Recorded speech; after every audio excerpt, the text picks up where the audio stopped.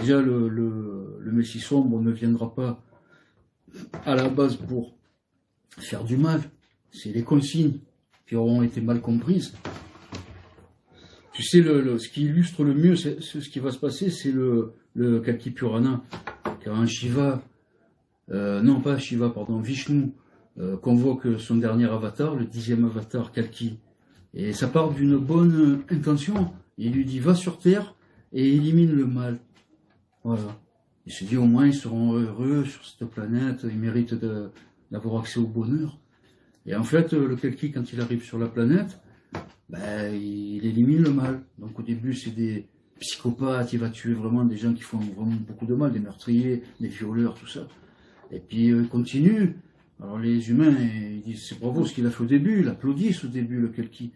Et puis en cours de route, le Kalki commence à tuer des gens qui sont moitié-moitié, c'était pas trop des méchants, mais on fait un peu du mal dans leur jeunesse, mais ils se sont calmés entre-temps, il les tue quand même. Bon, il les tue. Et à la fin, il s'en prend aux femmes, aux enfants, aux vieux, à ceux qui n'ont jamais rien fait. Pourquoi? Parce que on est Ida Pingala, on est Kwan Kwai.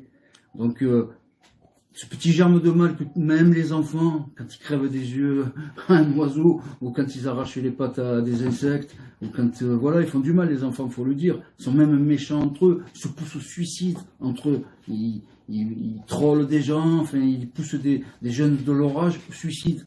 Donc il n'y a rien de plus méchant que des mômes entre eux d'ailleurs. Eh ben le Kalki va les éliminer. Donc à la fin, tu comprends que le Kalki Purana, ça part d'une bonne intention.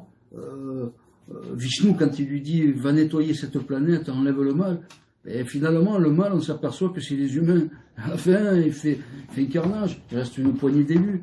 Donc c'est pour t'expliquer qu'il vaut mieux être dans le Turiya Samadhi, dans les états modifiés de conscience. Parce que dans toutes les voies d'intensité spirituelle, qui sait qui s'en sort à la fin, sont des gens qui maîtrisent les états modifiés de conscience.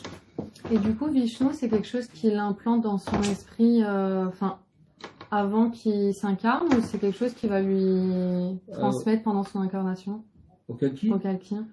Bah, si tu recoupes toutes les apocalypses de toutes les voies, ça raconte pratiquement la même chose. C'est une mission de vie ou c'est une information? Un messie sombre. Bah, c'est un messie, en fait, en voulant faire le bien, c'est-à-dire en nettoyant le mal, bah, il en vient à exterminer toute la population mondiale.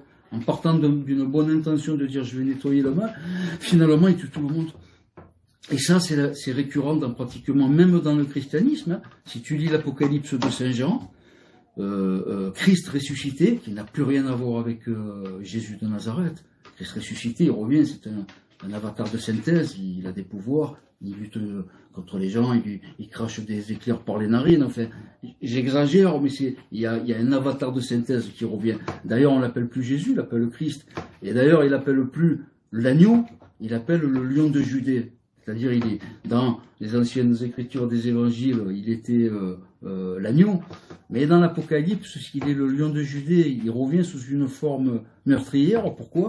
Parce que quand tu lis l'Apocalypse, tu t'aperçois que l'Antéchrist fait du mal, tu arrives à comprendre, mais en cours de route, c'est Christ ressuscité qui extermine tout le monde devant le lac de Brest, la Géhenne, ça s'appelle dans la Bible, devant ce fameux étang de feu, c'est le jugement dernier, donc le réveil des morts, et il passe tout le monde au crible. Toi, tu as fait du mal, Géhenne, donc l'étang de feu, damnation éternelle. Je ne fais que citer la Bible. Hein. Qui c'est qui extermine tout le monde à ce tribunal de la Géhenne? C'est Christ ressuscité, qui en vient exterminer les 9/10 de la population mondiale. Et ça, c'est récurrent dans le Kalki Purana, dans toutes les apocalypses de toutes les voies, ce Messie a une mission sombre. En fait, c'est presque pour te dire, on est le mal incarné sur cette planète, et que si tu veux rendre cette planète pacifique, il faut éliminer tous les humains, sauf ceux qui maîtrisent les états modifiés de conscience.